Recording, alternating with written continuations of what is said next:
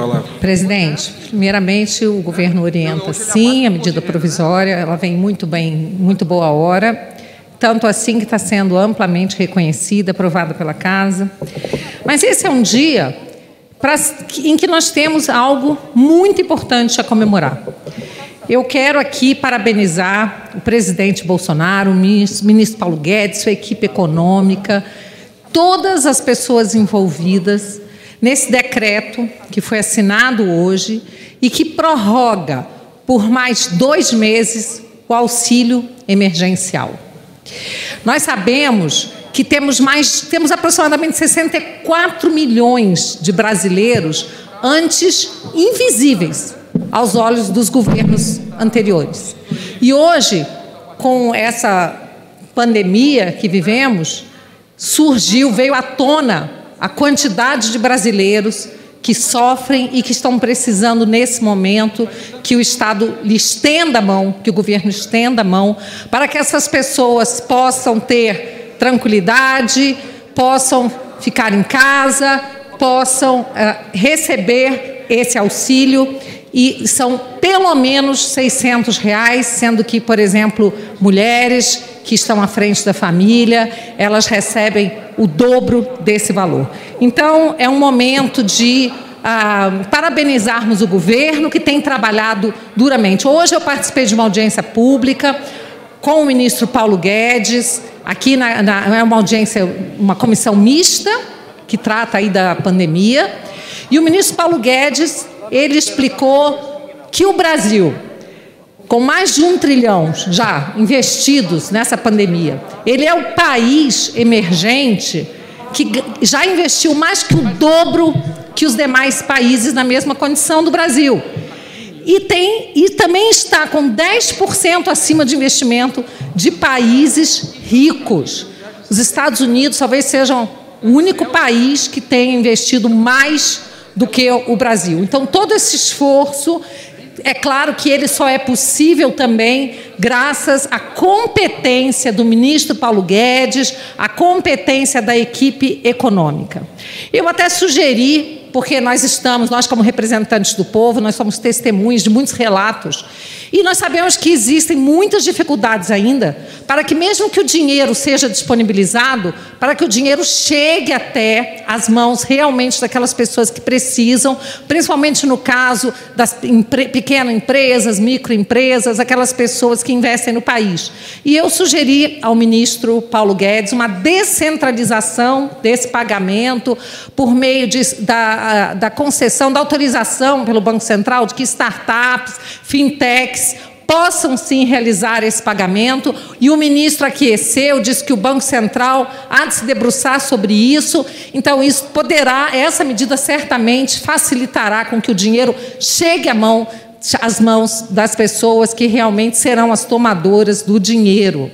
Mas a gente entende o desespero da oposição, que fica gritando, dizendo que esse governo não cuida de nada. A gente entende quando a gente abre, por exemplo, o Twitter do presidente Bolsonaro e vê o presidente anunciando, além dessa medida de hoje, anunciando que agora nós temos a lei que foi promulgada, né, que foi sancionada, a lei que dá 3 bi para a cultura. E que o artista que é informal, independente, que não tem recursos, não tem ainda uma fama que permita que ele possa ter recursos, esse artista informal ele vai receber também R$600.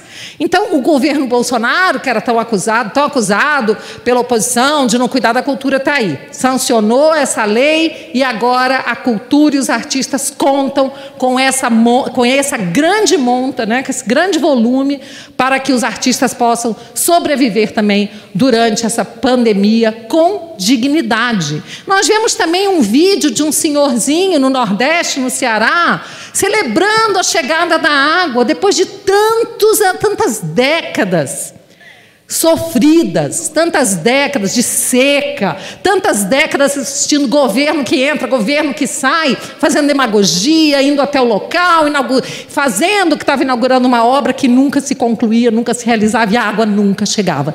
Além da transposição das águas do Velho Chico, nós temos também agora o programa de dessalinização.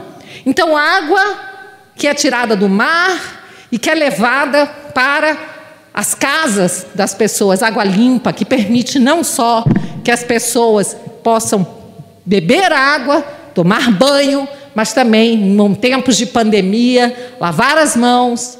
E é com essa água que você vai cozinhar, é com essa água que as famílias terão dignidade. E está de parabéns o Congresso também, que tem sido parceiro.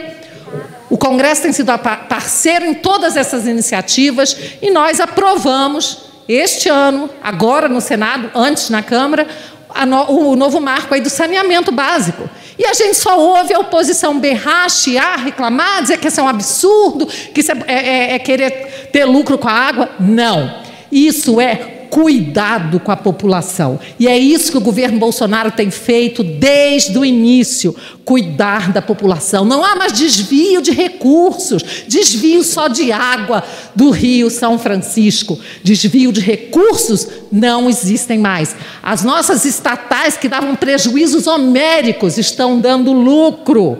Antes da pandemia, a nossa economia estava também em alta.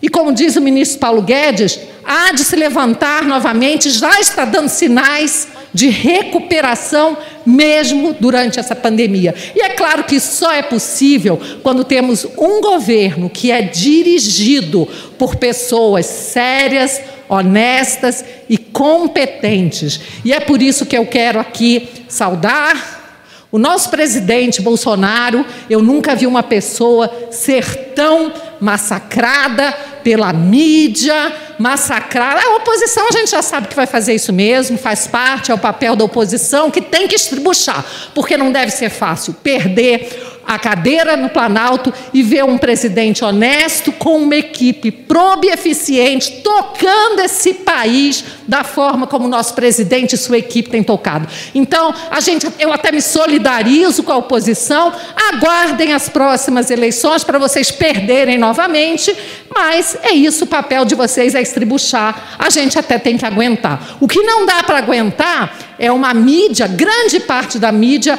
totalmente parcial, batendo sem parar no presidente Bolsonaro. Será isso democracia? Então não se pode criticar uma decisão de um ministro supremo, mas se pode tratar o presidente como se ele fosse genia, tirar pedra? Isso não é respeito à democracia.